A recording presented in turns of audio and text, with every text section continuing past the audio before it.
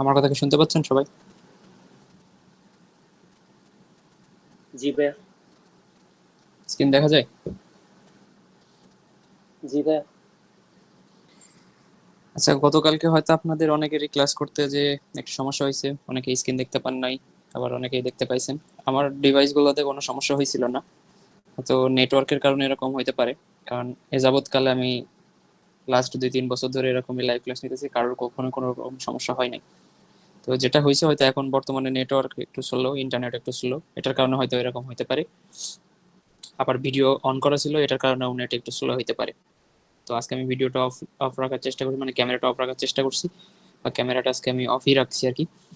তো আশা করি আজকে কোনো সমস্যা হবে না। আর এই ক্লাসটার রেকর্ডও আপনারা, মানে এই ক্লাস শেষ হওয়ার পরে রেকর্ডটাও আপনারা ফেসবুক গ্রুপে পেয়ে যাবেন। তো আজকে আমরা ফিজিওলজির যে টপিকসটা নিয়ে আলোচনা করতে চাচ্ছিলাম সেটা হলো অ্যানিমিয়া এবং জন্ডিস। দুইটাই খুব ভাইটাল একটা টপিকস। অর্থাৎ অ্যানিমিয়া এবং জন্ডিস অ্যাকচুয়ালি এটার আমরা ডিজিজ না বলে এটার আমরা নর্মালি বলি বিভিন্ন ডিজিজের সাইন সিমটম। ঠিক আছে? তো আপনারা যখন থার্ড ইয়ার আসবেন তখন আপনারা একটা জিনিসের সাথে পরিচয় হবেন, ক্লিনিক্যাল ফিচার্স। তার মানে বিভিন্ন রোগের যে উপসর্গগুলো থাকে, এই উপসর্গগুলো দেখার সময় আমরা ক্লিনিক্যাল ফিচার্স গুলোর মধ্যে এই অ্যানিমিয়া দেখি, জন্ডিস দেখি, এবং এইগুলো আপনাদের জেনারেল এক্সামিনেশনের মধ্যেও দেখাবে, মানে শিখাবে আর কি কিভাবে অ্যানিমিয়া দেখতে হয়।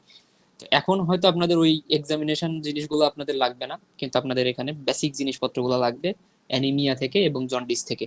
দুইটাই ভাইটাল জিনিস, দুইটার মধ্যে অনেক কিছু বোঝার আছে, এবং এখান থেকে ছোট ছোট অনেক কিছুই প্রশ্ন করা যায়। তো অ্যানিমিয়া এবং জন্ডিস, এটা যেহেতু আপনাদের ফিজিওলজিতে আছে এবং বায়োকেমিস্ট্রির মধ্যেও আছে, বায়োকেমিস্ট্রির মধ্যে নর্মালি অ্যানিমিয়া নাই, কিন্তু জন্ডিস সম্পর্কে অনেক কিছু আপনাদের বায়োকেমিস্ট্রির মধ্যে পড়া লাগবে। তো আমরা বায়োকেমিস্ট্রি আর ফিজিওলজির পড়াটা অলমোস্ট সেম, মানে সেমই বলা যায় জন্ডিসের পোর্শনটুকু। অ্যানিমিয়ার যেটা আছে সেটা আপনাদের নর্মালি ফিজিওলজির মেইন একটা টপিক, যেটা আরবিসি কিংবা ব্লাড ফিজিওলজির মধ্যে নর্মালি পড়ানো হয়, বা এখানেই এটা নিয়ে বিস্তারিত আলোচনা করা হয়। তো ফার্স্টে আপনাদের দুইটা জিনিসেরই ডেফিনেশন লাগবে, ক্লাসিফিকেশনস লাগবে, এবং আমরা কখন অ্যানিমিয়া বলবো সেই জিনিসগুলো হলো বেসিক কিছু কথাবার্তা লাগে, সেই জিনিসগুলো আপনাদের জানা লাগবে।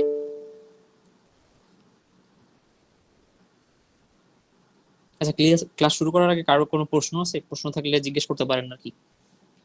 অ্যানিমিয়া জন্ডিস থেকে আপনাদের যদি কারোর কোনো প্রশ্ন থাকে জিজ্ঞেস করতে পারেন।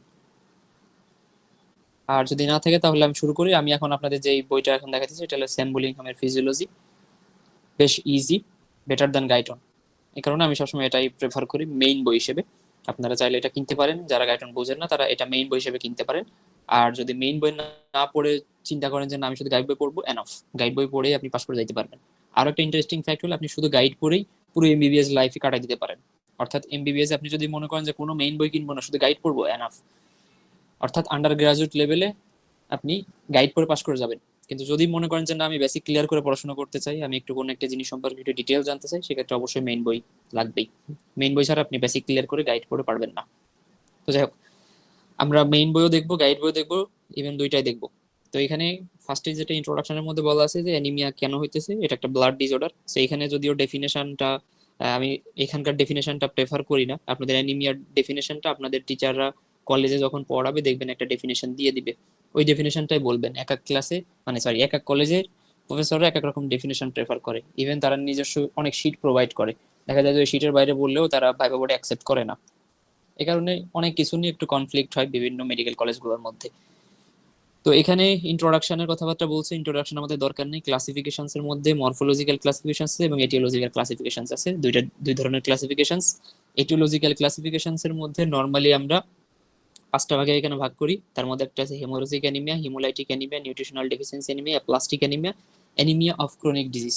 তো আমি যদি সংক্ষেপে, অর্থাৎ যদি একদম শর্টে এই জিনিসগুলা কি জিনিস যদি একটু বিস্তারিত বলে দিই তাহলে আপনাদের হয়তো অনেকে বুঝতে সুবিধা হবে। হেমোরেজিক অ্যানিমিয়া, হেমোরেজিক অ্যানিমিয়া হলে কোথাও কেটে যাওয়া বা ইন্টারনাল কোনো হেমোরেজ হওয়ার কারণে, অর্থাৎ নর্মালি ব্লাড ভেসেলের মধ্যে থেকে যদি ব্লাড কখনো বাইরে বের হয়ে সেখানে যদি জমাট বেঁধে যায় সেটা আমরা বলি হেমোরেজ। এই হেমোরেজ হয়ে যাওয়ার কারণে কি হবে, সার্কুলেশনে যে ব্লাডের কন্টেন্ট থাকে 5 to 6 লিটার বলেন বা যতটুকুই থাকুক সেটার কন্টেন্ট কমে যায়। তো হেমোরেজ হওয়া ব্লাড কিন্তু পুনরায় আবার আমার সার্কুলেশনে আসে না, ওইটা নষ্ট হয়ে গেল আর কি। তো এটার কারণে কি হইতেছে, ব্লাড ভলিউম কমে যাইতেছে, ব্লাড ভলিউম কমে যাওয়ার মাধ্যমে আর বেশি কমতেছে, হিমোগ্লোবিন কমতেছে, আলটিমেটলি অ্যানিমিয়া ডেভেলপ করতেছে। এরপরে হিমোলাইটিক অ্যানিমিয়া, হিমোলাইটিক অ্যানিমিয়ার মধ্যে নর্মালি আরবিসিটার ব্রেকডাউন হয়। এখন আরবিসি কিভাবে ব্রেকডাউন হয় সেটা আমরা গত ক্লাসে দেখছিলাম ফেট অফ আরবিসির মধ্যে। আরবিসি ভাঙলে কি কি পাওয়া যায়? হিম এবং গ্লোবিন।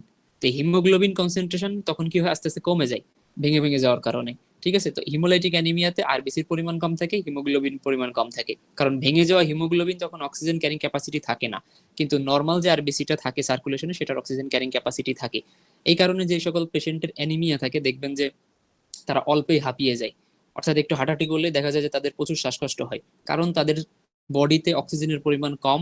অক্সিজেনের পরিমাণ কমে যাওয়ার কারণে কি হইতেছে, অর্থাৎ অক্সিজেন লেভেল যেহেতু কম সেহেতু তার টিস্যু বা সেল পর্যাপ্ত পরিমাণ অক্সিজেন পাচ্ছে না। এর কারণে পেশেন্ট গুলো অনেক ফ্যাটিক থাকে। ঠিক আছে, দেখে মনে হয় অনেক ক্লান্ত, মানে এরকম দেখে মানে একদম রোগা আক্রান্ত ক্লান্ত এরকম লাগে এবং প্রচুর হাঁপায়, মানে বড় বড় শ্বাস নেয় এবং বুক ধড়পড় করে, এরকম টাইপের দেখবেন যে হিস্ট্রি থাকে অ্যানিমিয়ার পেশেন্ট গুলার। এরপর সে নিউট্রিশনাল ডেফিসিয়েন্সি অ্যানিমিয়া। আমরা গত ক্লাসেও দেখছি যে আরবিসি তৈরি করতে গেলে কিছু ফ্যাক্টরস লাগে, আমি যেটা বলছিলাম যে কাঁচামাল লাগে কিছু। তো তার মধ্যে আমরা বিভিন্ন রকম আয়রন দেখছি, হিম দেখছি, বিভিন্ন রকম ভিটামিন দেখছি, মিনারেল দেখছি, নিউট্রিশনাল জিনিসপত্র দেখছি। তো এই নিউট্রিশনাল ডেফিসিয়েন্সি থাকলে অবশ্যই আরবিসি তৈরি হওয়ার যে প্রসেস সেটাই হ্যাম্পার হবে। যখন আরবিসি কম কম তৈরি হবে, আরবিসির পরিমাণ কমে যাওয়া মানে আলটিমেটলি কিসের পরিমাণ কমে যাওয়া? হিমোগ্লোবিনের পরিমাণ কমে যাওয়া। আর হিমোগ্লোবিন কমে যাওয়াটাকে নর্মালি আমরা বলি অ্যানিমিয়া। ঠিক আছে, তো অ্যানিমিয়ার ডেফিনেশনের মধ্যে যে দেখবেন যেটা আমার যে হিমোগ্লোবিনের যে নর্মাল কনসেন্ট্রেশন সেটা কমে যায়। ঠিক আছে, তো এইগুলো হলো আমার মেইন রিজন। আর কিছু হচ্ছে অ্যাপ্লাস্টিক অ্যানিমিয়া, সেখানে আমার আরবিসিটার ডিফেক্টিভ কিছু আরবিসি তৈরি হয়। আর anaemia of the chronic disease, অর্থাৎ দীর্ঘদিন ধরে অনেকের ক্রনিক ডিজিজ থাকতে পারে। নর্মালি এই ক্রনিক ডিজিজ গুলো হয় জিআই ট্র্যাকে। ঠিক আছে, গ্যাস্ট্রোইন্টেস্টাইনাল যে ট্র্যাকটা থাকে আমাদের মাউথ টু অ্যানাস পর্যন্ত যে জিআই ট্র্যাক, এই জিআই ট্র্যাকের যদি কোনো ডিজিজ থাকে জিআই ট্র্যাক দিয়ে বিভিন্নভাবে ব্লিডিং হতে পারে। ঠিক আছে, পেপটিক আলসারের কারণে হতে পারে, হেমোরয়েডস এর কারণে হতে পারে, তারপরে গ্যাস্ট্রিক কার্সিনোমা থাকলে হতে পারে, বা কোনো রকম কার্সিনোমা যদি আমার অল ওভার জিআই ট্র্যাকের মধ্যে থাকে, তো দেখা যায় যে দীর্ঘদিন ধরে এখান দিয়ে ব্লাড বের হয়ে যায়। ঠিক আছে, স্টুলের সাথেও বের হয়ে যায়, ইভেন ফ্রেশ ব্লাডও বের হয়ে যেতে পারে। সো ব্লাড বের হয়ে যাইতে যাতে কি হয়, ব্লাড আস্তে আস্তে কমে যায়। যখন ব্লাড কমে যাচ্ছে আরবিসি কমে যাইতেছে, হিমোগ্লোবিন কমে যাইতেছে। সো ওভারঅল মনে রাখবেন যে অ্যানিমিয়া হইতে হইলে আপনার আরবিসি কমানো লাগবে। আরবিসি কমলেই হিমোগ্লোবিন কমবে। তাছাড়া আপনি যদি ডাব্লিউবিসি কমায় ফেলেন কিংবা প্লাটিলেট কমায় ফেলেন, ওইগুলোর কারণে আমার অ্যানিমিয়া হবে না। অ্যানিমিয়া হবে যখন আমার আরবিসি কমবে বা বডি থেকে আরবিসিটাকে বের করে দেওয়া হবে, তখনই আমার অ্যানিমিয়া ডেভেলপ করবে। সো এটা হলো একটা এটিওলজিক্যাল ক্লাসিফিকেশন। আপনাদের কলেজের টিচাররা ডিফারেন্ট ক্লাসিফিকেশন বলতে পারে। সো ক্লাসিফিকেশন নিয়ে কোনো মানে ধরাবাঁধা নিয়ম নাই যে আপনাকে এই ক্লাসিফিকেশনটা বলতে হবে। অ্যানিমিয়া ডিফারেন্ট টাইপের অ্যানিমিয়া আমরা বলি। ঠিক আছে, অ্যানিমিয়ার হাজার রকম ক্লাসিফিকেশন আছে। তো আপনাদের কলেজ থেকে যেটা পড়াবে সেটাই বলবেন, কিংবা আপনাদের টিচাররা যেটা বলতে বলবে সেটাই আপনারা ভাইবা ভরে যে বলবেন। আর জানার জন্য সব রকম ক্লাসিফিকেশনটাই পড়ে রাখবেন, অর্থাৎ কোন অ্যানিমিয়াতে কি হইতেছে সেটা একটু জেনে রাখা ভালো, ক্ষতি নেই, ফিউচারে আপনার কাজে লাগবে। এখন আসেন মরফোলজিক্যাল। মরফোলজিক্যাল ক্লাসিফিকেশন যখনই আসবে তখনই মনে রাখবেন আরবিসি সাইজের মধ্যে কোনো একটা মার্কার আছে। ঠিক আছে, আমরা মরফোলজি অফ দ্য আরবিসি পড়ে আসছিলাম। তো আরবিসি যখন মরফোলজি পড়ছিলাম সেখানে একটা পয়েন্টও পড়ছিলাম সাইজ। এই সাইজ অফ আরবিসির আমরা দেখে বুঝতে পারি যে পেশেন্টের কোন ধরনের অ্যানিমিয়া আছে। এখানে একটু খেয়াল করেন যে নর্মোসাইটিক নর্মোক্রমিক অ্যানিমিয়া, এখানে আছে macrocytic normochromic anaemia, macrocytic hypochromic anaemia, macrocytic একই জিনিস। 4 নম্বর যেটা, সরি ওইটা মাইক্রোসাইটিক। এখন এইখানে যেটা বলছে normocytic normochromic, size normal. Normocytic মানে হলো normal size, size and colour of the RBC আর normal, but number of RBC less. তার মানে এখানে আমার সাইজ ঠিক আছে, বাট নাম্বার, এখানে দেখেন এই ছকটা দেখলেই হবে, এই যে সাইজ এখানে আমার নর্মাল থাকবে নর্মোসাইটিক নর্মোক্রমিক এ, কিন্তু কালার অফ আরবিসি এখানে এমসিএইচসি বলছে, কিন্তু কালারটা আমরা বাদ দিই, এখানে আমরা যেটা বলতেছিলাম যে নাম্বার, এখানে নাম্বার কি হবে, লেস, কমে যাবে। আমরা এই বক্সের মধ্যে এখানে কালারটার বদলে আমরা লিখতেছি নাম্বার, যাতে আপনারা বুঝতে পারেন আর কি, একটা ছকের মধ্যে সব নিয়ে আসতে চাচ্ছি। এরপর দেখেন কি বলছে, macrocytic normochromic anaemia, RBC are larger. তার মানে এখানে যে আমার সাইজ, এখানে কি আছে ম্যাক্রোসাইটিক নর্মোক্রমিকের ক্ষেত্রে। ঠিক আছে, এখানে ম্যাক্রোসাইটিক নর্মোক্রমিক সাইজ থাকবে কেমন, লার্জার। আমি উপরের দিকে ইনক্রিজ চিহ্ন দিতেছি, তার মানে এটাকে আমি বড় বুঝাইতেছি। এবং এখানে কি বলছে আরবিসি কাউন্ট, এখানেও আমার আরবিসি কাউন্টটা কম থাকবে, যেহেতু অ্যানিমিয়া অবশ্যই আরবিসি সবসময় সব জায়গায় কমই থাকবে। এরপরে ম্যাক্রোসাইটিক হাইপোক্রোমিক অ্যানিমিয়া, এখানে আরবিসি লার্জার ইন সাইজ। ঠিক আছে, লার্জার সাইজ। এবং সেলগুলো থাকবে কেমন, পেল, এখানে কালারের একটু চেঞ্জ থাকবে, নাম্বারও কম থাকবে। ঠিক আছে, এখানে একটু সাইজের কথা আসতেছে, এখানে কি বলছে মানে সাইজ না কালার, এখানে পেল কালার দেখা যাবে। নর্মালি আরবিসি কিন্তু পেল কালার হয় না, নর্মালি আরবিসিটা রেড কালার হয়। এই কারণে আমরা বলতেছিলাম কি আরবিসির পূর্ণরূপ কি, রেড ব্লাড সেল। সো এই কারণে এটার কালার তখন চেঞ্জ হয়ে পেল কালার হয়ে যাবে। এরপর যেটা আছে মাইক্রোসাইটিক হাইপোক্রোমিক অ্যানিমিয়া, আরবিসির গুলা সাইজ কি হবে, ছোট হয়ে যাবে, সাইজ ডিক্রিজ করতেছে, ঠিক আছে। এই কারণে আমরা এটা বলছি মাইক্রোসাইটিক। এবং কালারটাও কি হয়ে যাবে, আস্তে আস্তে পেল কালারের দিকে যাবে, ঠিক আছে। লেস কালার বলতে এখানে বোঝাইতেছে কালারটা রেডিশ থেকে আস্তে আস্তে পেল কালারের দিকে যাবে।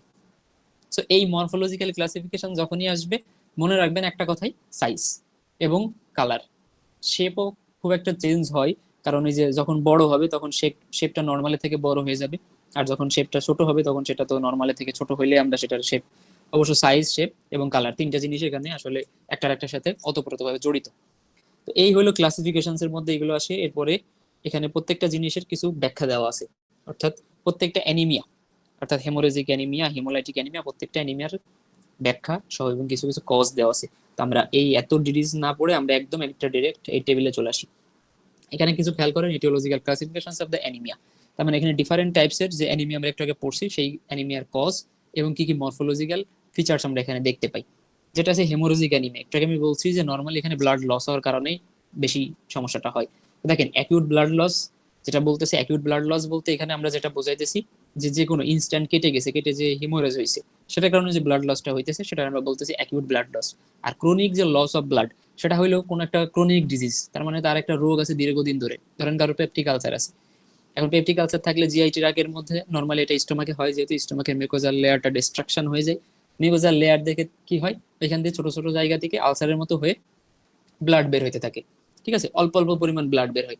তার মানে একবারে সাডেন কোনো মানে মেজর একটা পোর্শন ব্লাড বডি থেকে বের হয়ে যাইতেছে না, অল্প পোর্শনে ব্লাডটা লস হইতেছে, এবং সেটা দীর্ঘদিন ধরে। নর্মালি ক্রোনিসিটি হইতে গেলে 3 মান্থ থেকে আমরা 6 মান্থের মধ্যে বলি, যে 3 মাস, অথবা বিভিন্ন ডিজিজের ক্ষেত্রে 3 মাসে হইলে সেটা আমরা ক্রনিক বলে ফেলি। আবার কিছু ডিজিজ আছে 6 মাস পরে গেলে সেটা আমরা ক্রনিক বলি, ইট ডিপেন্ডস। আর অ্যাকিউটের ক্ষেত্রে নর্মালি এটা 1 মাসও যায় না, এটা কয়েক সপ্তাহের মধ্যে অথবা দিনের মধ্যে অথবা উইদিন আওয়ার্স এর মধ্যেও আমার অ্যাকিউট ব্লাড লস হইতে পারে। অর্থাৎ ধরেন মেজর কোনো রোড ট্রাফিক অ্যাক্সিডেন্ট হইলো, হাত কেটে গেল বা পুরো পা কেটে গেল বা মেজর কোনো আর্টারি ভেসেল কেটে গেল, তখন কি হবে, প্রচুর পরিমাণে ব্লিডিং হবে। তো ওই ব্লিডিং এর কারণে কি হবে, অবশ্যই ব্লাড লস হবে।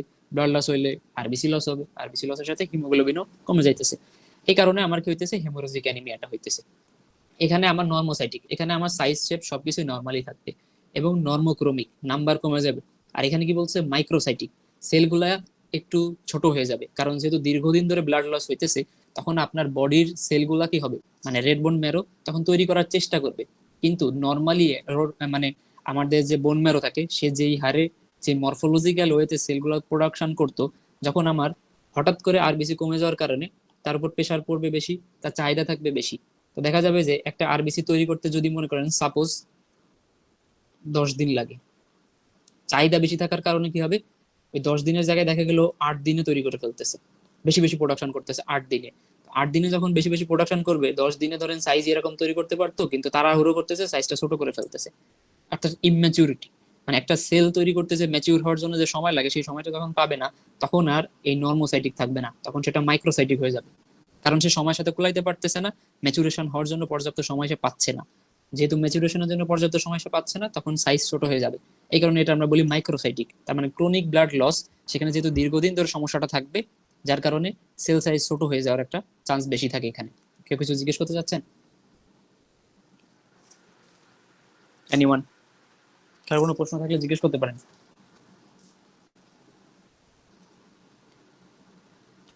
ঠিক আছে, কারো কোনো প্রশ্ন নেই। হিমোলাইটিক অ্যানিমিয়া, এখানে কিছু কজ আছে দেখেন। হিমোলাইটিক অ্যানিমিয়ার ক্ষেত্রে নর্মালি আমার ডিফারেন্ট টাইপস এর অর্গানের কোনো প্রবলেমের কারণেই নর্মালি হইতে পারে এই জিনিসগুলা।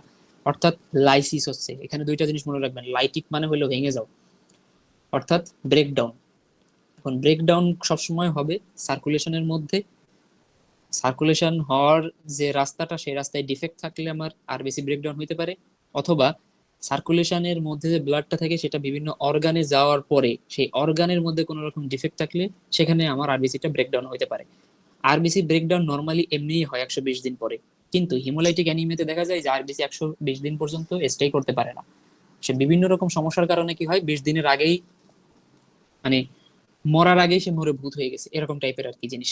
তো দেখেন এখানে লিভার ফেলিউর হইলে আরবিসি ব্রেকডাউন হবে, রেনাল ডিসঅর্ডার সেখানে ব্রেকডাউন হবে, হাইপার স্প্লেনিজম এখানে আমার কি হবে, আরবিসি ব্রেকডাউন হবে। বার্নের পেশেন্টের ক্ষেত্রেও আরবিসি হেমোলাইসিস হবে, ঠিক আছে। বার্নের পেশেন্টের ক্ষেত্রে প্রচুর পরিমাণ ফ্লুইড লস হয়, এই জিনিসটা মনে রাখেন, যে যাদের বার্ন হয় দেখবেন যে তাদেরকে ফ্লুইড ওভারলোড দেওয়া হয়, অর্থাৎ হসপিটালে নিয়ে গেলে তাকে আগে ডিহাইড্রেশন প্রিভেন্ট করার জন্য ফ্লুইড দেওয়া হয়। এখন বার্নের পেশেন্টের যেহেতু আমার প্রচুর পরিমাণ কি হইতেছে, ব্লাড লস হইতেছে না, কিন্তু লস হইতেছে কি ফ্লুইড, অর্থাৎ বডি ফ্লুইড বের হয়ে যাইতেছে। এখন সেল থেকে টিস্যু থেকে যখন বডি ফ্লুইড বের হয়ে যাবে, ভেসেলের মধ্যে কি আর ব্লাড থাকবে, বা ব্লাডের মধ্যে যে প্লাজমা ছিল সেটা কি থাকবে? তখন আমার আইসিএফ ইসিএফ এর মধ্যে যে ভারসাম্য সেটা নষ্ট হয়। নষ্ট হওয়ার পরে কি হয়, ধরেন এই যে ব্লাড ভেসেলস এর প্লাজমা গুলো লিক করে আমার সেলে চলে আসে, সেলগুলোর অসমোলারিটি মানে মেনটেন করার জন্য, তখন আমার সার্কুলেশনের মধ্যে কি হয়ে গেল, ভলিউম কমে গেল। যখন ভলিউম কম, সেল বেশি, সেল তো আর আমার এই ব্লাড ভেসেলস দিয়ে বের হয়ে সেলের মধ্যে যাইতে পারতেছে না, অর্থাৎ এই সেল বলতে আমি বলতে চাইছি ব্লাড সেল, অর্থাৎ আরবিসি ডাব্লিউবিসি প্লাটিলেট, এইগুলো যাইতে পারতেছে না, কিন্তু চলে যাচ্ছে কি প্লাজমা। তখন আমার এই ব্লাড সেলগুলো কি হবে, ঘন হয়ে গেছে, এর মধ্যে সার্কুলেশনের যে ব্লাডের যে ভলিউম সেটার মধ্যে ফ্লুইড কম, সেল বেশি। তখন কি হবে, একটা সেল আর একটা সেলের সাথে বাড়ি বুড়ি খাবে, ধাক্কা খাবে, একটার সাথে একটা মানে ফ্রিকশন হবে আর কি। তখন কি হবে, একটা সেল আর একটা সেলের সাথে যত বেশি ধাক্কা খাবে তত বেশি তার মানে ফ্রাজিলিটি বেড়ে যাবে, যত বেশি সে ফ্রাজাইল হবে তত বেশি সে ভাঙতে থাকবে আর কি। এটা হলো বার্নের ক্ষেত্রে নর্মালি, এর আরো অনেক মেকানিজম আছে, অর্থাৎ আমি আর কি সামারিটা আর কি বললাম। তো বার্নের ক্ষেত্রেও দেখা যায় যে হিমোলাইটিক অ্যানিমিয়া হয় বিকজ অফ ফ্লুইড কমে যাওয়ার কারণে। এরপর আছে বিভিন্ন রকম ইনফেকশন, হেপাটাইটিস, ম্যালেরিয়া, সেপ্টিসেমিয়া, এইগুলোতেও আমার কি হবে, আরবিসি ব্রেকডাউন হবে। যেমন ম্যালেরিয়া, এটা একটা প্যারাসাইট, ম্যালেরিয়ার প্যারাসাইট সবসময় আরবিসিটাকেই এফেক্ট করে, ঠিক আছে। ম্যালেরিয়ার প্যারাসাইটটা যে আরবিসির মধ্যেই ঢুকে, আরবিসির মধ্যে ঢুকে ম্যালেরিয়ার প্যারাসাইটটা মাল্টিপ্লিকেশন করে। হেপাটাইটিস একটা ভাইরাস, এটাও যে আরবিসিটাকে টার্গেট করে। সেপ্টিসেমিয়া, সেপ্টিসেমিয়া মানে হলো ব্লাডের মধ্যে যদি কোনো ইনফেকশন থাকে, যেমন এই যে ম্যালেরিয়া, হেপাটাইটিস, এটা আমার প্যারাসাইট, এটা আমার ভাইরাস, তো দুটাই আমার কি একটা ইনফেকশন। ইনফেকশন যখন ব্লাডের মধ্যে থাকবে তখন সেটা আমরা বলি সেপ্টিসেমিয়া। তো এইগুলোর কারণে কি হতে পারে, আমার হিমোলাইটিক অ্যানিমিয়া হতে পারে, কারণ এদের টার্গেটই থাকে আরবিসি। এরা যে আরবিসির মধ্যে নিজেরা মাল্টিপ্লিকেশন করে, আরবিসি থেকে সব নিউট্রিশন এরা নিয়ে নেয়, নিয়ে আরবিসিটাকে ভেঙে ফেলে। আপনারা যে ফার্স্ট ব্যাকটেরিয়া গুলো দেখছিলেন, ইন্টারমিডিয়েটে যে ফার্স্ট ব্যাকটেরিয়া পড়ছিলেন, সেলের মধ্যে ঢুকে মাল্টিপ্লিকেশন করে, তারপর সেলটাকে লাইসিস করে বের হয়ে যায়। তো এরা ওই আরবিসিটাকে সেল হিসেবে মানে হোস্ট হিসেবে এরা কাউন্ট করে, এবং আরবিসির মধ্যে ঢুকে আরবিসিটাকে লাইসিস করে ফেলে। এবং এবার বিভিন্ন রকম পয়জনিং এর ক্ষেত্রে এরকম দেখা যায়, কিছু অটোইমিউন ডিজিজ থাকে, রিমোটয়েড আর্থ্রাইটিস, আলসারেটিভ কোলাইটিস, এরা সব অটোইমিউন ডিজিজ, ঠিক আছে। নিজের বডির এগেনস্টে নিজের বডি অ্যান্টিবডি তৈরি করে এবং নিজে নিজেকে শত্রু মনে করে ডিস্ট্রয় করতে থাকে। এটার কারণে আমার হিমোলাইটিক অ্যানিমিয়া হইতে পারে। নিউট্রিশনাল ডেফিসিয়েন্সি, কি কি নিউট্রিশন দরকার একটা আরবিসি তৈরি করতে গেলে, অবশ্যই আর আয়রন লাগবে, প্রোটিন লাগবে, ভিটামিন বি 12 লাগবে, ফলিক অ্যাসিড লাগবে। তো এদের যদি কোনো ডেফিসিয়েন্সি থাকে, আরবিসি নিজেই তৈরি হতে পারবে না। আরবিসি যখন তৈরি হবে না, তখন আরবিসির চাহিদা তো কম থাকবে, মানে চাহিদা বেশি থাকবে কিন্তু পরিমাণে কম থাকবে। আরবিসি কমে যাওয়া মানে হিমোগ্লোবিন কমে যাওয়া, আলটিমেটলি নিউট্রিশনাল ডেফিসিয়েন্সি অ্যানিমিয়া হবে।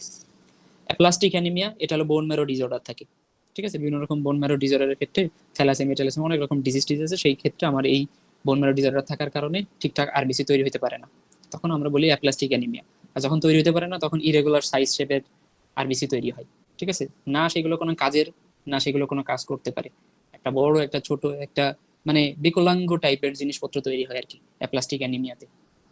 আরবিসি গুলো একদম অ্যাবনর্মাল আরবিসি তৈরি হয় বোন ম্যারো ডিসঅর্ডার থাকলে। Enemy of the chronic disease, এখানে দেখেন বিভিন্ন রকম ক্রনিক ডিজিজের কথা বলা আছে, এই ক্রনিক ডিজিজগুলো থাকলে আমার কি হতে পারে, অ্যানিমিয়া হতে পারে। এখানে বিভিন্ন রকম ডিজিজের কথা বলছে, এখানে আরো একটা কথা আপনারা অ্যাড করে নিন, সেটা হলো জিআই ট্র্যাকের কোনো ডিজিজ থাকলে, কারণ জিআই ট্র্যাকের ডিজিজগুলো দীর্ঘদিন ধরে হয়, এটা সাডেনলি হয় না, অনেক দিন ধরে হয়, পেশেন্ট বুঝতে পারে না, দেখা যায় যে পেশেন্ট আসলে আপনাকে অ্যানিমিয়ার একটা হিস্ট্রি দেবে, বা আপনি এক্সামিনেশন করলে অ্যানিমিয়া পাবেন। তো এটাও একটা কারণ, কজ। এরপরে আমরা নেক্সটে চলে আসি, এখান থেকে এই সকল অ্যানিমিয়ার এখানে ডিটেলস আলোচনা করা আছে, এই যে কোন কোন ডিজিজে আমার আরবিসি গুলো দেখতে কেমন লাগে। তো এটা হলো আমার যেটা দেখতেছেন, এটা হলো নর্মাল আরবিসির একটা ফিল্ম, যেটা মাইক্রোস্কোপে নিচে দেখলে এরকম কালার দেখা যায়। তো দেখেন অনেকটা রেড কালার দেখা যায়, সেটা হলো এটা দেখেন নর্মাল আরবিসি। যখন আপনি বিতে যাবেন, হাইপোক্রোমিক অ্যানিমিয়া, দেখেন ক্রমিক সংখ্যা কেমন হয়ে গেছে, সব ছোট ছোট হয়ে গেছে এবং কম হয়ে গেছে। এরপর আছে sickle cell anaemia, sickle cell অ্যানিমিয়াতে এই যে পেন্সিল শেপড আরবিসি দেখা যায়, আরবিসি গুলাই যেরকম চাঁদের মতো দেখা যায়, কিছু থাকে পেন্সিল শেপ দেখা যায়, এরকম সাইজ হয়ে যায়, এগুলোকে আমরা বলি সিকেল সেল অ্যানিমিয়া। এরপরে 4 নম্বরটা দেখেন ডিতে আছে থ্যালাসেমিয়া।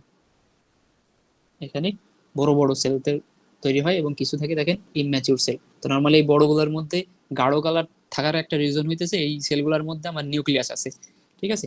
তার মানে এইগুলো আমার কি প্রিম্যাচিউর বা ইমম্যাচিউর আরবিসি। এই ইমম্যাচিউর আরবিসি থ্যালাসেমিয়াতে বেশি থাকে। তো এইগুলো থাকার কারণে কি হইতেছে, ওইখানে ডাই দেওয়ার কারণে এখানে কালারও বেশি থাকে এবং যদি মাইক্রোস্কোপের নিচে দেখেন তাহলে ওইগুলোর খুব ভালো দেখা যায়। মাইক্রোস্কোপের নিচে কিন্তু নিউক্লিয়াসটা খুব ভালো স্পষ্ট বোঝা যায়। তো এখানে ইমম্যাচিউর আরবিসির কাউন্ট বেশি থাকে। এরপর আছে মেগালোব্লাস্টিক অ্যানিমিয়া। এই দেখেন একটা মেগালোব্লাস্টিক অ্যানিমিয়াতে আরবিসিটা কত বড়, যেখানে আমার নর্মাল আরবিসি এতটুকু, সেখানে এটা অনেক বড়। যার কারণে এটাকে বলা হচ্ছে মেগালোব্লাস্টিক অ্যানিমিয়া, যেখানে আরবিসির নর্মাল যে মরফোলজি সেটার থেকে আকার আকৃতি অনেকটা দ্বিগুণ হয়ে যায়। এটার আমরা বলছি মেগালোব্লাস্টিক অ্যানিমিয়া। কার কোনো প্রশ্ন আছে? Anyone?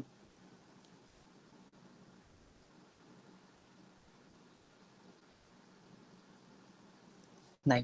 Sign and symptoms of the anaemia. আমরা নর্মালি অ্যানিমিয়া কোথায় দেখি? স্কিন অ্যান্ড মিউকাস মেমব্রেন, ঠিক আছে। স্কিনে দেখি আমরা, ওভারঅল হোল ওভার স্কিনেই দেখি, পাম অফ দ্য হ্যান্ডে দেখি, তারপর আমরা চোখে দেখি, ঠিক আছে। এবং আমরা টাঙে দেখি, ঠিক আছে। এখানে দেখেন কয়েকটা কথা বলা আছে, এটা একটু দেখবেন।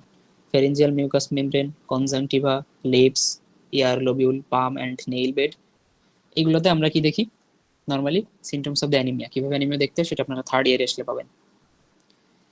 এখানে আরো অনেক কথাবার্তা বলছে যে অ্যানিমিয়াতে আমার কার্ডিওভাস্কুলার সিস্টেমের উপর কিরকম কি লাগে। এখানে হার্ট রেট বেড়ে যায়, যেটাকে আমরা বলি ট্যাকিকার্ডিয়া, ঠিক আছে। ইনক্রিজ হার্ট রেট, নর্মালি থেকে বেশি থাকলে সেটাকে বলি ট্যাকিকার্ডিয়া, কম থাকলে আমরা সেটাকে বলি ব্র্যাডিকার্ডিয়া। দুইটা টার্ম আছে, একটু মনে রাখেন, কাজে লাগবে। তো যাদের অ্যানিমিয়া থাকে তাদের হার্ট রেট বেশি থাকে, কারণ হার্ট তখন বেশি বেশি কি করে, হার্ট পাম্প করে বেশি বেশি। কারণ ব্লাড ভলিউম যখন কম, হার্ট কম কম ব্লাড পাচ্ছে, কম ব্লাড পাওয়ার কারণে হার্ট তখন বেশি বেশি কাজ করবে, বেশি বেশি কাজ করে কি করবে, বেশি বেশি ব্লাড ভলিউম পাঠানোর চেষ্টা করবে সকল অর্গানগুলোতে। এই কারণে তখন হার্টের কাজ বেড়ে যায়, ঠিক আছে। রেসপিরেশন রেটটাও বেড়ে যায়। এই যে বলছিলাম যে অ্যানিমিক পেশেন্টরা একটু হাঁটাহাঁটি করলে দেখা যায় তারা অনেক টায়ার্ড হয়ে যায়, ক্লান্ত হয়ে যায়, এবং তারা কি করে ঘন ঘন শ্বাস নেয় এবং জোরে জোরে শ্বাস নেয়, হাঁপানির মতো আর কি, হাঁপায় এরকম আর কি। ডাইজেশন, অ্যানোরেক্সিয়া থাকে, ক্ষুধামন্দা থাকে, নাউসিয়া থাকে, ভমিটিং থাকে, অ্যাবডোমিনাল ডিসকমফোর্ট থাকে, কনস্টিপেশন থাকে, ঠিক আছে। তার মানে ক্ষুধামন্দা থাকতেছে, নাউসিয়া, ভমিটিং, বমি বমি ভাব থাকতেছে, অ্যাবডোমিনাল ডিসকমফোর্ট, পেটের মধ্যে ব্যথা করে, পেটের গুড়গুড় করে, অনেক রকম সমস্যা থাকে, কনস্টিপেশন থাকে, কোষ্ঠকাঠিন্য থাকে। এই সমস্যাগুলো খুবই কমন যাদের ডাইজেশনের মানে অ্যানিমিয়া থাকে, তাদের ডাইজেশন মানে ডাইজেস্টিভ সিস্টেম এই সমস্যাগুলো বেশি দেখা যায়। Metabolism, basal metabolic rate increased, অর্থাৎ বিএমআর ইনক্রিজড করবে সিভিয়ার অ্যানিমিয়াতে। এই বেজাল মেটাবলিক রেট আপনারা ফুড অ্যান্ড নিউট্রিশনের মধ্যে পাবেন, যেটা সেকেন্ড কার্ডে আছে বায়োকেমিস্ট্রিতে। সেখানে আপনাদের এই বিএমআর সম্পর্কে ডিটেলস আলোচনা করা হয়। কিডনি রেনাল ফাংশন ডিস্টার্বড হবে, কারণ ব্লাড ভলিউম কমে গেছে, কম কম ব্লাড ভলিউম আমার রেনাল আর্টারিতে কিডনিতে যাবে। যত কম কম ব্লাড আমার কিডনিতে যাবে, কিডনির ফাংশন তত কমতে থাকবে এবং ডিস্টার্ব হইতে থাকবে। এরপর হচ্ছে রিপ্রোডাক্টিভ সিস্টেমে মেনস্ট্রুয়াল সাইকেল ডিস্টার্বড হবে। মেনস্ট্রুয়াল সাইকেলে যেহেতু আমার ব্লিডিং হয়, সেহেতু এখানে সাইকেলটা ইরেগুলার হওয়া শুরু করবে, ঠিক আছে। মেনোরেজিয়া দেখা যাবে, অলিগোমেনোরিয়া, অ্যামিনোরিয়া দেখা যাবে। মেনোরেজিয়াতে অ্যাবনর্মালিটি দেখা যাবে, অলিগোমেনোরিয়াতে যে মেনস্ট্রুয়াল যে ভলিউমটা থাকে সেটা কমে যায়, এই কারণে আমরা বলি অলিগোমেনোরিয়া। আর অ্যামিনোরিয়াতে অ্যাবসেন্স অফ মেনোরেজ, মানে অনেক দিন ধরে দেখা যাবে যে তার অ্যাবসেন্স আছে, তার মেনস্ট্রুয়েশন হইতেছে না। এটা হলো ফিমেলদের ক্ষেত্রে এই সমস্যাগুলো কমনলি দেখা যায়। নিউরোমাসকুলার সমস্যাগুলো এখানে কি হবে, মাসেলের ইরিটেবিলিটি হবে, ড্রাউজিনেস থাকবে, ডিজিনেস, ভার্টাইগো, ঠিক আছে। Lack of concentration, sensitivity of the cold, headache. এই টার্মগুলো একটু মনে রাখেন। সেন্সিটিভিটি অফ দ্য কোল্ড অর্থাৎ তার শীত বেশি বেশি লাগে আর কি, ঠিক আছে। ব্লাড যেহেতু আমার বডিটাকে ওয়ার্ম রাখতে হেল্প করে, তো তার আর গা গরম থাকবে না, তার বেশি বেশি ঠান্ডা লাগবে। হেডেক হবে, ল্যাক অফ কনসেন্ট্রেশন, সে ঠিকঠাক কনসেন্ট্রেশন করতে পারবে না, রেস্টলেস, এবং তার অনেক বেশি ক্লান্ত লাগবে। ইরিটেবল থাকবে পেশেন্ট, ড্রাউজিনেস, অনেক ক্লান্ত থাকবে, ঘুম ঘুম ভাব ধরবে, ডিজিনেস, মাথা ঘুরতে পারে, এবং ভার্টাইগো থাকতে পারে, ঠিক আছে। মাথা ঘোরা এইসব জিনিসপত্র এই নিউরোমাসকুলার সিস্টেমের মধ্যে এগুলো দেখা যায় একটা অ্যানিমিক পেশেন্টের। সো অ্যানিমিয়া থেকে এইটুকুই আপনাদের। এখানে আপনাদের হিমোলাইসিস ফ্রাজিলিটির কথা বলা হয়েছে, এটা আমাদের এখানকার টপিকস না। আমরা এখন আরেকটা টপিকস পড়বো, সেটা হলো জন্ডিস। কোনো প্রশ্ন আছে?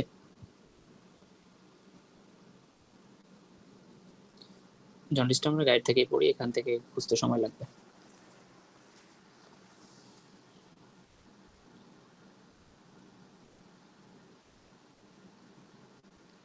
আপনাদের কারো কোনো সমস্যা থাকলে জিজ্ঞেস করতে পারেন। এনিওয়ান? আপনারা কি আমার কথা শুনতে পাচ্ছেন? যারা লাইভ আছেন কেউ একটু রেসপন্স করবেন কাইন্ডলি। জি ভাইয়া, শোনা যাচ্ছে। শুনতে পাচ্ছি ভাই, কিন্তু স্ক্রিন দেখা যাচ্ছে না। আমার এখানে দেখা যাচ্ছে, আপনাদের কি সবারই স্ক্রিন দেখতে সমস্যা হচ্ছে? দেখা যাচ্ছে ভাইয়া। তাহলে হয়তো নেটওয়ার্কের কারণে হয়তো তোমরা দেখতে পাচ্ছ না। ঠিক আছে, এখানে একটু খেয়াল করো, এটা হলো তোমাদের আমি ব্লুপ্রিন্ট গাইড থেকে আর কি এই পিডিএফটা দেখাইতেছি। তো ফার্স্টেই অ্যানিমিয়ার যে ডেফিনেশন, উপরে দেখো একই প্রশ্নের কতগুলো প্রশ্ন, তার মানে একই টপিকস থেকে একাধিক প্রশ্ন আসে এবং এটা প্রত্যেকটা ইউনিভার্সিটির আন্ডারে আসে রিটেন পরীক্ষাতে। রিটেন পরীক্ষা মানে ফিজিওলজি রিটেন ভাইবা মোটামুটি সেম, মোটামুটি বলতে 90% সেম জিনিস। তো একবারে পড়লে দুইটার জন্য একবার পড়াই বেটার। তো এখানে অ্যানিমিয়ার যে ডেফিনেশনটা আছে এই ডেফিনেশনটা পড়া লাগবে। তো এখানে আছে এই যে একটা বক্স করা যে ওয়ার্ডটা আছে এখানে, এটা হলো কি ওয়ার্ড, কোয়ালিটেটিভ এবং quantitative deficiency of the haemoglobin. তার মানে এখানে হিমোগ্লোবিন লেভেল নর্মালের থেকে কমে যাবে। যখনই আমার হিমোগ্লোবিন লেভেল নর্মালের থেকে কমে আসবে তখনই সেটা আমরা বলতেছি অ্যানিমিয়া। এবং অ্যানিমিয়া হলে পেল কালার হয়, স্কিনটা কেমন দেখা যায়, পেল কালার, এবং মিউকাস মেমব্রেনটাও পেল কালার হয়ে যায়, মানে ফ্যাকাশে হয়ে যায় কিংবা সাদাটে হয়ে যায়। দেখবেন যে এমনি নর্মালি আমাদের স্কিন কিংবা মিউকাস মেমব্রেন গুলো একটু রেডিশ থাকে যাদের ব্লাড ভলিউম ঠিক আছে, কিন্তু যাদের অ্যানিমে থাকে দেখবেন যে তাদেরটা অনেক পেল কালার হয়ে যায়, ফ্যাকাশে হয়ে যায়, মানে সাদা সাদা দেখতে মনে হয়ে যায়। সেটা হলো অ্যানিমিয়ার ডেফিনেশন। গাইডেডটাই পড়লেই হয়, গাইডে অর্থাৎ যে ডেফিনেশনটা আছে এটা গাইডনের ডেফিনেশন লিখে রাখছে রেফারেন্স, তো এটা পড়লেও হবে। যদি আপনাদের টিচার অন্য কোনো ডেফিনেশন বলে সেটা বলবেন। এরপরে ক্লাসিফিকেশন, মরফোলজিক্যাল ক্লাসিফিকেশন অলরেডি আমরা বলছি, এখানে কিছু এক্সাম্পল আছে, এক্সাম্পলগুলো একটু মনে রাখা লাগবে। এটিওলজিক্যাল ক্লাসিফিকেশনস এবং এইগুলার কজ, অ্যাকিউট কজ এবং ক্রনিক কজ, হিমোলাইটিক অ্যানিমিয়া এগুলার কজ। তার মানে এই ছকগুলো আপনারা একটু ভালো করে পড়বেন। অবশ্যই আশা করি সবার কাছে গাইড আছে, তো গাইড থেকে এই কজগুলো এবং এই জিনিসগুলো একটু মুখস্থ করতে হবে। এখন ক্লিনিক্যাল ক্লাসিফিকেশনে আমরা কখন অ্যানিমিয়া বলি আর কি, সো আমাদের নর্মালি 12 থেকে 16 গ্রাম পার ডেসিলিটার, এটা হলো নর্মাল হিমোগ্লোবিনের কনসেন্ট্রেশন। ঠিক আছে, এটা হলো নর্মাল ভ্যালু। 12-র কম আসলেই যে আমরা সেটাকে অ্যানিমিয়ার মধ্যে বলতে পারি, এবং সেই অ্যানিমিয়াটাকে আমরা তখন ক্লিনিক্যাল ক্লাসিফিকেশন করি, সেটাকে আমরা বলি মাইল্ড, মডারেট এবং সিভিয়ার। সো 12 থেকে 9-এর মধ্যে যদি রেঞ্জে থাকে তখন আমরা +1 দিই, অর্থাৎ অ্যানিমিয়া আছে পেশেন্টের, তখন আমরা বলি +1। যদি 9 থেকে 6-এর মধ্যে থাকে, অর্থাৎ 6 থেকে 9-এর মধ্যে থাকে, তখন আমরা ডবল প্লাস দিই। তার মানে ডবল প্লাস বলতে এখানে আমরা বুঝাই মডারেট। এবং সিভিয়ার বলি যখন আমাদের 6-এর নিচে চলে আসে, তখন আমরা বলি সিভিয়ার।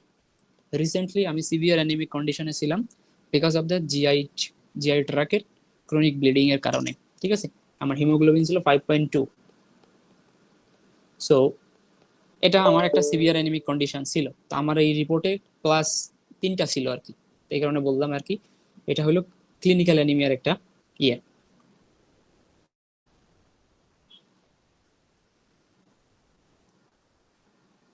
তো এই জিনিসটা একটু পড়বেন, common causes of the anaemia in Bangladesh. এখানে একটু খেয়াল করেন বাংলাদেশের মানুষগুলার অ্যানিমিয়া হওয়ার পিছনের রিজনটা কি।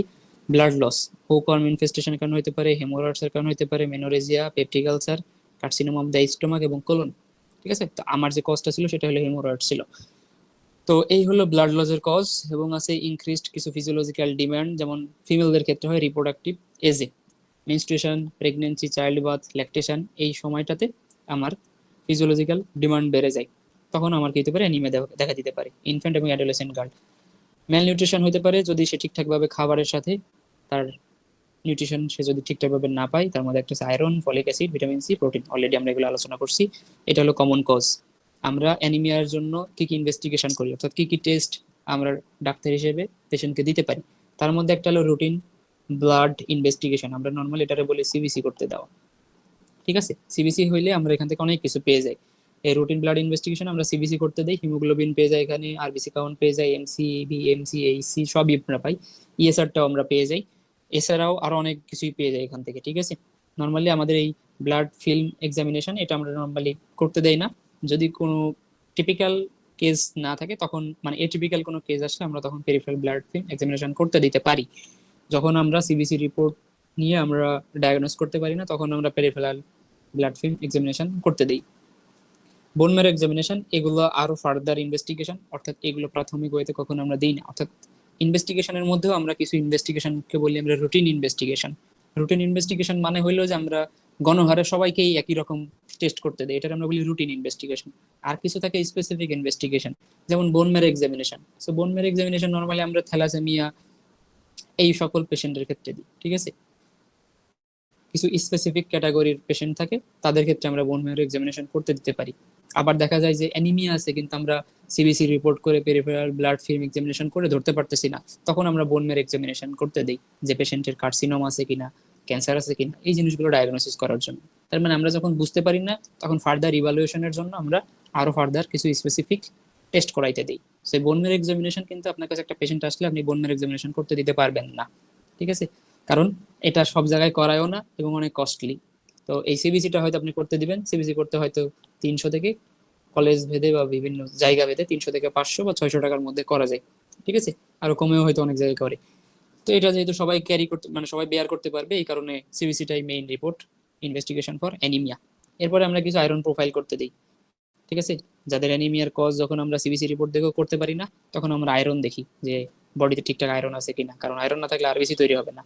আরবিসি না তৈরি হলে আরবিসির মধ্যে যে হিমোগ্লোবিন সেটাও ঠিকঠাক ভাবে থাকবে না। এছাড়া আমরা বিভিন্ন রকম ডিজিজের ক্ষেত্রে আমরা বিভিন্ন রকম জিনিসপত্র করি। এখানে হিমোগ্লোবিন ইলেকট্রোফোরেসিস করি যে আমরা থ্যালাসেমিয়া আছে কিনা এটা দেখার জন্য, অর্থাৎ পেশেন্টের থ্যালাসেমিয়া আছে কিনা এটাকে ইভালুয়েট করার জন্য আমরা হিমোগ্লোবিন ইলেকট্রোফোরেসিস করি, এটাও বেস্ট কস্টলি।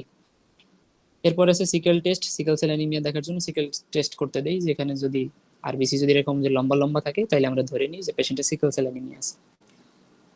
হিমোগ্লোবিনোপ্যাথিস, এখানে আমরা হিমোগ্লোবিনের অ্যাবনর্মাল কিছু গ্লোবিউলার চেইন থাকে, যেটা আমরা হিমোগ্লোবিন চেইন আমরা গত ক্লাসে দেখছিলাম। যদি আলফা, বিটা এবং গামা এই 3 ধরনের চেইনের জায়গায় যদি অন্য কোনো জিনিস চলে আসে, বিশেষ করে গ্লুটামিক অ্যাসিডের জায়গায় যদি লাইসিন বা ভ্যালিন এই জিনিসগুলো চলে আসে, তখন আমার কি হবে, গ্লোবিন যে পলিপেপটাইড চেইন আছে, ঠিক আছে, গ্লোবিন পলিপেপটাইড চেইনে তখন ডিফেক্ট হবে। তখন এই যে বিভিন্ন রকম টাইপস থাকে, জাস্ট ডেফিনেশনটার নামটা পড়ে রেখেন। এখানে থ্যালাসেমিয়া সম্পর্কে অনেক কথাবার্তা বলছে, বাট থ্যালাসেমিয়া থেকে আপনাদের এত ডিটেলস নর্মালি জিজ্ঞেস করে না। থ্যালাসেমিয়া কি জিনিস, থ্যালাসেমিয়ার কিছু টাইপস আছে, thalassaemia major, thalassaemia intermediate, thalassaemia minor. এখানে আমার কি কি জিনোটাইপস পাওয়া যায় এই জিনিসটা একটু মনে রাখেন। এবং এটা একটা জেনেটিক ডিসঅর্ডার, ঠিক আছে, অর্থাৎ ইনহেরিটেড ডিসঅর্ডার বলতেছে, এটা বংশ পরস্পরায় আসে। এখান থেকে থ্যালাসেমিয়া থেকে তেমন আর কিছুই আপনাদের লাগবে না। মেগালোব্লাস্টিক অ্যানিমিয়া অলরেডি বলছি যে সেলগুলো অনেক বেশি বড় হয়ে যায় নর্মালের থেকে, অর্থাৎ অ্যাবনর্মালি লার্জ থাকে। কি কি কজ থাকে সেটা একটু দেখবেন। এখানে অনেক ল্যাবরেটরি ফাইন্ডিংস এর কথা বলছে, এগুলো দরকার নেই আপনাদের, এগুলো কখনোই লাগবে না।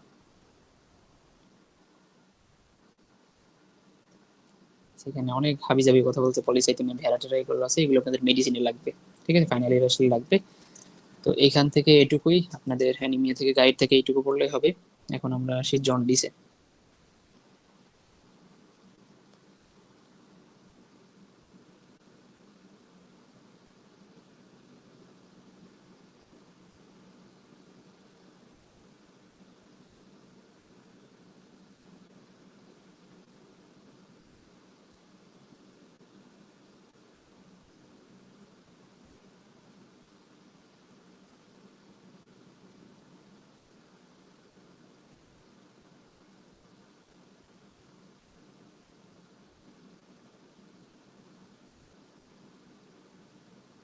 আর কোনো প্রশ্ন থাকলে জিজ্ঞেস করতে পারেন, এনিওয়ান।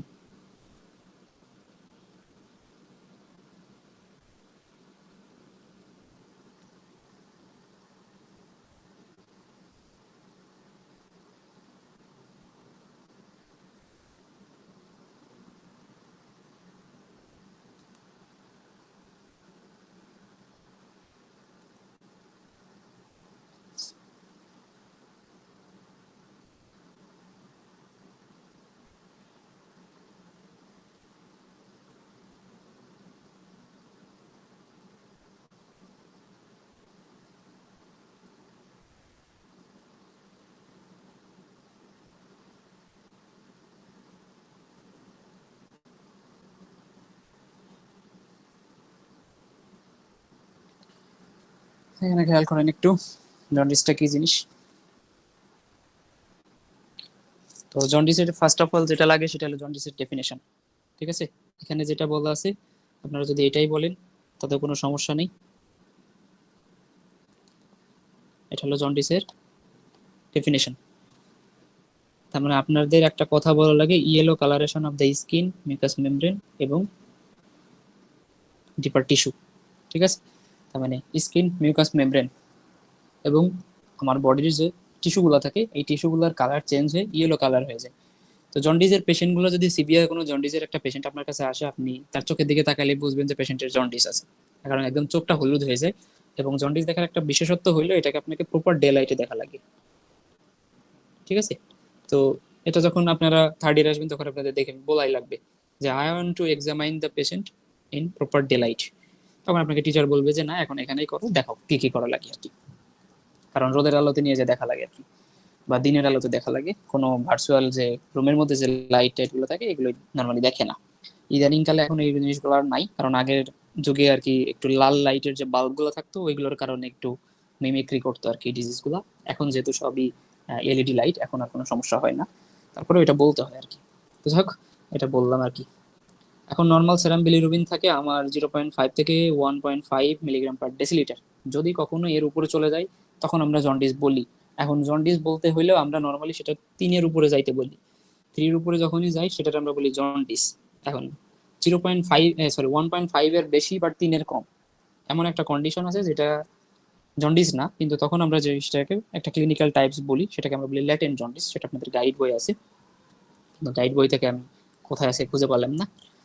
তো যেটাই হোক, টাইপস অফ জন্ডিস এখানে মনে রাখবেন 3 ধরনের জন্ডিস আছে। আমরা এই তিনটা মানে 3 ধরনের ক্লাসিফিকেশনই বলি, হিমোলাইটিক, হেপাটোসেলুলার, অবস্ট্রাকটিভ। 3টা কজ আছে 3টা জিনিসের মধ্যে, মনে রাখবেন হিমোলাইটিক তার মানে হিমোলাইসিস হইতেছে, হিমোলাইসিস হওয়ার কারণে প্রচুর পরিমাণ হিমোগ্লোবিন ব্লাডে চলে আসতেছে। ঠিক আছে, সরি হিমোগ্লোবিন না, বিলিরুবিন।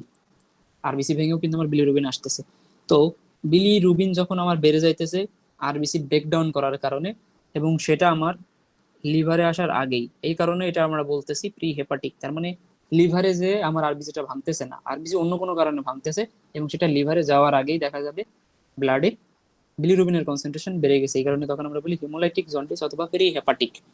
এবং যখন আরবিসি গুলা লিভার এসে ভাঙবে তখন সেটা হেপাটোসেলুলার কোনো কজের কারণে হবে, অর্থাৎ লিভারের মধ্যে যে হেপাটোসাইট গুলো থাকে, লিভার সেলগুলো আমরা বলি হেপাটোসাইট। যদি হেপাটোসাইটের কারণে যদি কোনো আরবিসির ব্রেকডাউন হয় তখন সেটাকে আমরা বলি হেপাটিক অর হেপাটোসেলুলার জন্ডিস। এবং আরেকটা আছে হলো এখানে বলছে পোস্টেথিক অথবা অবস্ট্রাকটিভ জন্ডিস। ঠিক আছে, আমরা বলি পোস্ট হেপাটিক, তো এখানে এটা পোস্থেপ্যাথিক ওয়ার্ডটা ইউজ করছে, বাট আমরা এটা বলি না, আমরা বলি পোস্ট হেপাটিক। ঠিক আছে, তো আপনারা পোস্ট হেপাটিক কথাটা ইউজ করেন তাহলেই হবে। তো পোস্ট হেপাটিক জন্ডিস বা অবস্ট্রাকটিভ জন্ডিস এটা হয় নর্মালি লিভার থেকে যে আমাদের বাইল ডাক্ট গুলো বের হয়, এইখানে যদি আমার নর্মালি কমন বাইল ডাক্টের মধ্যে অবস্ট্রাকশনটা বেশি হয়। ঠিক আছে, কমন বাইল ডাক্টের মধ্যে যদি অবস্ট্রাকশন হয়, অবস্ট্রাকশনের কারণে আমার কি হয়, উপরের দিকে যে সেলগুলো থাকে ব্লাড সেল, ব্লাড যাইতে পারে না, তখন কি হয় সেখানে আমার আরবিসি ব্রেকডাউন হয়, তখন সেটা আমরা বলি obstructive jaundice due to obstruction. এখন এইখানে আমার 3 ধরনের অবস্ট্রাকশন, 3 ধরনের জন্ডিসের কথা আমরা জানলাম। তাহলে এখন একটু খেয়াল করেন যে হিমোলাইটিক জন্ডিস, তার মানে এখানে excessive destruction of the RBC resulting increase the blood level of the free unconjugated bilirubin. এখানে কিন্তু আনকনজুগেটেড বিলিরুবিন বেড়ে যাইতেছে। তার মানে বিলিরুবিনটা কনজুগেটেড হয় নর্মালি লিভারে এসে, যেহেতু এটা লিভারের কজ না, প্রি হেপাটিক, তার মানে লিভারের সাথে কোনো কানেকশন নাই। এখানে যত আরবিসি ভাঙবে এবং যত বিলিরুবিন এখানে পাবেন সবাই আনকনজুগেটেড, কারণ কনজুগেটেড হওয়ার জন্য লিভারে যাওয়া লাগে, যেহেতু লিভার এই বিলিরুবিন গুলোকে আপটেক করে কনজুগেটেড করে। তো যেহেতু আমার লিভারে যাচ্ছে না, তো লিভারের সমস্যাও না, এই কারণে এখানে যত ধরনের বিলিরুবিন পাবেন সবাই কি হবে, আনকনজুগেটেড। কিন্তু বিলিরুবিনটা যখন আমার আরবিসিটা যখন আমার হেপাটিক সেল দ্বারা ড্যামেজড হবে, এবং সেটা কোথায় ড্যামেজ হইতেছে, লিভারের মধ্যে, তার মানে লিভারের মধ্যে যখন আরবিসি ব্রেকডাউন হইতেছে সেখান থেকে আমার যে বিলিরুবিনের কনসেন্ট্রেশনটা ইনক্রিজ হইতেছে, এই বিলিরুবিনের কিছু পোর্শন লিভার দ্বারা আপটেক হবে, কিছু জিনিস আপটেক হবে না। তার মানে কিছু জিনিস আপটেক হয়েছে, কিছু জিনিস আপটেক হয় নাই, কারণ লিভার প্রপারলি ফাংশনালি কাজ করতে পারতেছে না। ইভেন হেপাটিক সেলগুলো আরবিসি কে ব্রেকডাউন করতেছে, এবং বিলিরুবিন তৈরি হইতেছে এক্সেসিভ আরবিসি ব্রেকডাউন হওয়ার কারণে। এক্সেসিভ আরবিসি ব্রেকডাউন হওয়ার কারণে যে বিলিরুবিনটা বের হইতেছে, লিভার সেল ড্যামেজ হওয়ার কারণে ওই বিলিরুবিনটাকে কনজুগেটেড করার জন্য পর্যাপ্ত পরিমাণ লিভার সেল বা হেপাটিক সেল নাই। যেহেতু পর্যাপ্ত পরিমাণ হেপাটিক সেল ফাংশনালি আপটেক করতে পারতেছে না বিলিরুবিন, তার মানে কিছু পরিমাণ বিলিরুবিন আপটেক হবে, কিছু পরিমাণ বিলিরুবিন আপটেক হবে না। তো কিছু পরিমাণ আপটেক করার কারণে এরা যে কনজুগেশন হবে, এই বিলিরুবিন গুলা কনজুগেশন করবে, কিন্তু যে বিলিরুবিন গুলো আপটেক হইতেছে না তারা কি করবে, আনকনজুগেটেড অবস্থায় থাকবে। তার মানে যদি আপনার কোন একটা পেশেন্টের হেপাটোসেলুলার জন্ডিস থাকে, সেখানে দুই ধরনের বিলিরুবিনই আপনি পাবেন। কারণ লিভার সেলের নর্মালি 75% লিভার ড্যামেজ না হইলে লিভার কমপ্লিট শাটডাউন করে না। তার মানে 75% হইতে কিন্তু অনেক সময়। তো যদি আমার লিভার 30% ড্যামেজ হয়ে আছে, সে কিন্তু চেষ্টা করবে বাকি 70%-এর ফাংশনটাকে সে কন্ট্রোল করার। তার মানে 30% লিভার ড্যামেজ হয়েছে, বাকি যে 70% লিভার ভালো আছে, সে চেষ্টা করবে যে 30% নষ্ট হয়েছে তার কাজটাও করে দেওয়ার। এই যে ওভার ডিউটি করতে যাওয়ার কারণেই কিছু জিনিস আপটেক করতে পারে, কিছু জিনিস আপটেক করতে পারে না। তো আপটেক যারা হয় তারা কনজুগেশন হয়, যারা আপটেক হইতে পারে না তারা আনকনজুগেটেড থাকে। এই কারণে হেপাটোসেলুলার জন্ডিসে দুই ধরনের বিলিরুবিনই ইনক্রিজ করে, কারণ কিছু কনজুগেটেড হইতে পারতেছে, কিছু হইতে পারতেছে না। এখানে যে বিলিরুবিনটা আপনি পাবেন, দুই ধরনের বিলিরুবিনই পাবেন, কনজুগেটেড, আনকনজুগেটেড, বোথ। এবং এখানে যেটা আছে যেটা হলো পোস্ট হেপাটিক, তার মানে লিভারের সমস্যা না, লিভার থেকে বের হওয়ার পরে রাস্তায় কোনো একটা জায়গায় সমস্যা হয়েছে, তার মানে লিভারেও সমস্যা না এবং অন্য কোথাও থেকে লাইসিস হয়ে আসে নাই। সমস্যাটা হয়েছে কোথায়, লিভার থেকে বের হওয়ার পর যে রাস্তা, সেই রাস্তার কোথাও অবস্ট্রাকশন হয়েছে। এই যে রাস্তায় কোনো জায়গায় অবস্ট্রাকশন হয়েছে, উপর থেকে আমার কি আসতে পারতেছে না, বাইল আসতে পারতেছে না। তো যখন বাইল এখান দিয়ে বাইল কমন বাইল ডাক্টের মধ্যে যেহেতু অবস্ট্রাকশন, বাইল আসতে পারতেছে না, বাইল কি করে, এখানে যে আমার যে কমন বাইল ডাক্টের যে মিউকাস লেয়ার গুলো থাকে, এইগুলার ইরিটেট করা শুরু করে। এখানে কি করবে, ইরিটেট করবে। উপর থেকে তো আমার আরবিসি যদি ব্রেকডাউন হয়, এখানে যেই বিলিরুবিন গুলো আছে সবাই কি থাকবে, কনজুগেটেড বিলিরুবিন। তার মানে অবস্ট্রাকটিভ জন্ডিসে সবসময় কোন বিলিরুবিন পাওয়া যাবে, কনজুগেটেড বিলিরুবিন পাওয়া যাবে এখানে। এবং এই যে ইরিটেশন করার কারণে দেখা যাবে বাইল সল্ট, বাইল সল্ট গুলো সার্কুলেশনে চলে আসে।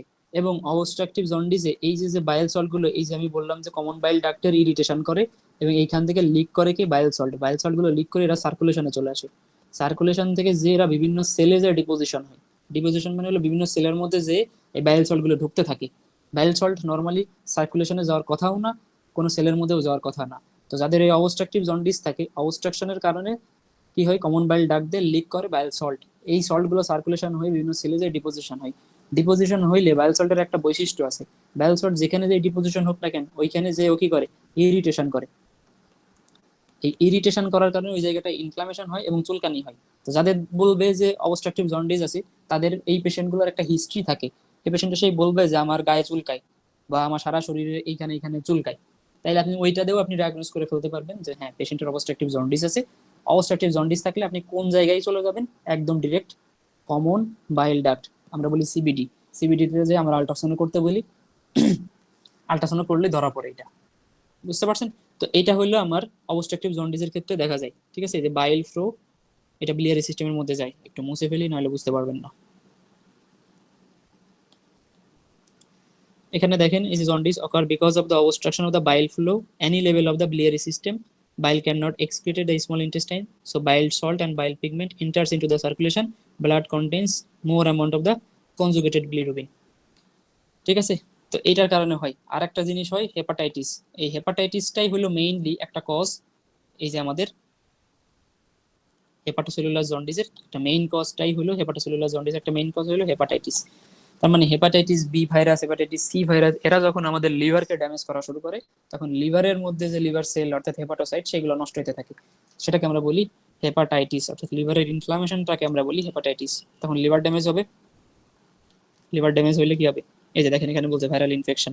ঠিক আছে, viral hepatitis normal hepatitis B and C দিয়ে হয়, কিছু ব্যাকটেরিয়াল ইনফেকশন দিয়ে হইতে পারে। এবং কেউ যদি খুব বেশি অ্যালকোহল খায়, অ্যালকোহল হইলে normally cirrhosis of the liver হয়, লিভার সিরোসিস করে। ঠিক আছে, তখন দেখবেন যে আঙুর ফলের মতো হয়ে গেছে লিভারটা, শুকায় একদম গোল গোল হয়ে গেছে, ছোট ছোট ফোসকা পড়ে গেছে মনে হয় এরকম দেখতে, সিরোসিস, গুগলে দেখতে পারেন। এখানে যে আসেন এই শক, যেটা হলো সব থেকে বেশি ইম্পর্টেন্ট। তিনটা ডিফারেন্ট টাইপসের জন্ডিসের মধ্যে এই যে শকটা আছে, এই শকটাই আপনাদের নর্মালি ভাইবাতেও ধরে, এটাই রিটেনে আসে, এখান থেকেই সব প্রশ্ন অ্যাকচুয়ালি হয়। তাহলে এতক্ষণ ধরে যা যা বলছি সেখানে একটু সামারি তাহলে আমরা করি। যেটা আছে আমার প্রি হেপাটিক বা হিমোলাইটিক, এখানে কি হইতেছে এক্সেস ব্রেকডাউন অফ আরবিসি। আগেই বলছি এটা লিভারের সাথেও রিলেটেড না, কমন বাইল ডাক্টের সাথেও রিলেটেড না, লিভারে আসার আগেই সে অন্য কোথাও ব্রেকডাউন হয়ে যাইতেছে। ব্রেকডাউন হয়ে যে আমার কি হইতেছে আনকনজুগেটেড বিলিরুবিনটা বেড়ে যাইতেছে, কারণ কনজুগেশন হওয়ার জন্য লিভার আসা লাগবে। সো লিভারে আসার আগে দেখা যাবে আনকনজুগেটেড বিলিরুবিন সার্কুলেশনে বেশি বেশি। ঠিক আছে, এখানে দেখেন হেপাটোসেলুলার যে জন্ডিসটা আসে লিভার ড্যামেজ হবে। লিভার ড্যামেজ হওয়ার কারণে conjugated unconjugated both will increase. যেটা অবস্ট্রাকটিভ সেটা অবস্ট্রাকশন হবে বাইল ডাক্টের মধ্যে, নর্মালি কমন বাইল ডাক্টে হয়। এবং এখানে যা পাবো সবাই কনজুগেটেড, কারণ লিভার থেকে কনজুগেটেড হয়ে এখানে আসবে সব। এরপরে দেখেন ইউরিনারি এক্সক্রিয়েশন অর্থাৎ ইউরোবিলিনোজেন। ইউরোবিলিনোজেন এখানে ইনক্রিজ করবে, এখানে ডিক্রিজ করতেছে, এখানেও ডিক্রিজ করতেছে। কারণ ইউরোবিলিনোজেন নর্মালি আমার জিআই ট্রাক্টের মধ্যে তৈরি হয়। এখন ইনক্রিজ করতেছে কেন ইউরোবিলিনোজেন ইন কেস অফ হিমোলাইটিকের ক্ষেত্রে? এখন হিমোলাইটিকের ক্ষেত্রে এটা যখন ইনক্রিজ করতেছে সার্কুলেশন হয়ে এটা আমার জিআই ট্র্যাকের হয়ে জিআই ট্র্যাকের মধ্যে আমার অন্যভাবে যাবে। কারণ জিআই ট্র্যাকের মধ্যে যে আমার সার্কুলেশন গুলো আছে, জিআই ট্র্যাকে যে আর্টারি সাপ্লাই গুলো আছে, সেই আর্টারি সাপ্লাইয়ের মধ্যে কি থাকবে, বিলিরুবিন গুলো থাকবে, সেগুলো স্টুলের মধ্যে আসবে। স্টুলের মধ্যে থেকে তো এটা আমার স্টার্কোবিলিনোজেন হিসেবে নর্মালি সিক্রেটেড হওয়ার কথা, কিন্তু ইউরোবিলিনোজেনটা কেন আমার ইসের মধ্যে যাচ্ছে? ইউরোবিলিনোজেন নর্মালি আমার ব্লাড হয়ে কিডনিতে যাবে। ঠিক আছে, কিডনিতে আমার যে ব্লাডটা যাচ্ছে সেই ব্লাডের মধ্যে প্রচুর পরিমাণ কি আছে, ইউরোবিলিনোজেন আছে। কারণ এখানে আমার আনকনজুগেটেড অবস্থা আছে। আনকনজুগেটেড অবস্থায় থাকার কারণে এরা খুব সহজেই আমার কিডনিতে পাস করে বের হয়ে যেতে পারে। তো যেহেতু এরা কিডনিতে বের হয়ে যেতে পারতেছে এই কারণে এটার পরিমাণ বেশি থাকে। কিন্তু এখানে আমার কনজুগেটেড আনকনজুগেটেড বোথ আছে। যেহেতু আমার আনকনজুগেটেড এবং কনজুগেটেড সব আছে, তো কনজুগেটেড থাকার কারণে এরা ইউরোবিলিনোজেন রূপে বের হইতে পারে না। এই কারণে দেখা যায় যে ইউরিনের মধ্যে আমরা ইউরোবিলিনোজেন পরিমাণটা কম পাবো। আর এখানে তো পাবোই না, কারণ এখানে সবই আমার কনজুগেটেড অবস্থায় আছে, এগুলো নর্মালি বের হবে না। তো এরা নর্মালি এভাবেই বের হয় ইউরোবিলিনোজেন। তাহলে আমরা হিমোলাইটিকের ক্ষেত্রে বেশি পাচ্ছি, কারণ ওটা সার্কুলেশনে আছে, ওটা আমার লিভার পর্যন্ত যাওয়ার দরকার হইতেছে না, ও লিভারে যাওয়ার আগে দেখা যাবে কিডনিতে চলে গেছে, কিডনিতে বের হয়ে যাবে। আর ইউরোবিলিনোজেন আমার যেটা এখানে আনকনজুগেটেড অবস্থায় আছে খুব ইজিলি বের হয়ে যেতে পারতেছে, যেটা কনজুগেটেড আছে সেটা খুব ইজিলি বের হইতে পারতেছে না। এরপর আছে ফিকাল অর্থাৎ স্টুলের মাধ্যমে আমার নর্মালি স্টার্কোবিলিনোজেন হিসেবে বের হবে। যেহেতু আমার এটা সার্কুলেশন আছে, তো সার্কুলেশন থেকে জিআই ট্র্যাক হয়ে খুব সহজেই স্টুলের মধ্যে দিয়ে বের হয়ে যাইতে পারবে। কিন্তু এরা যাইতে পারতেছে না, এই কারণে এরা ডিক্রিজ, এখানে কম কম আছে। আর এ তো যাইতেই পারতেছে না, কারণ ও তো অবস্ট্রাকশন হয়ে আছে। অবস্ট্রাকশন হয়ে থাকার কারণে ও বিলিরুবিন সার্কুলেশনে আসতে পারতেছে না, সরি যে ট্র্যাকের মধ্যে আসতে পারতেছে না, এই কারণে ওটা আমার অ্যাবসেন্ট থাকবে। এখানে ভ্যান্ডারবার্গ রিয়াকশন এটা আপনাদের লেভেলের না, এটা আমরা এখন পর্যন্ত কোনোদিন পড়ি নাই।